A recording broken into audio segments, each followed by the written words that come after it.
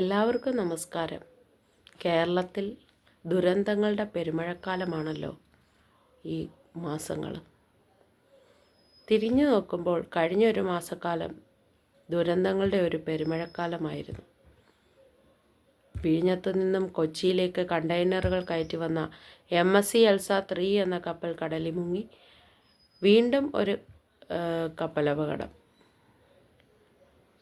കണ്ടെയ്നറുകൾ കത്തുകയും കപ്പൽ മുങ്ങുകയും ചെയ്തു.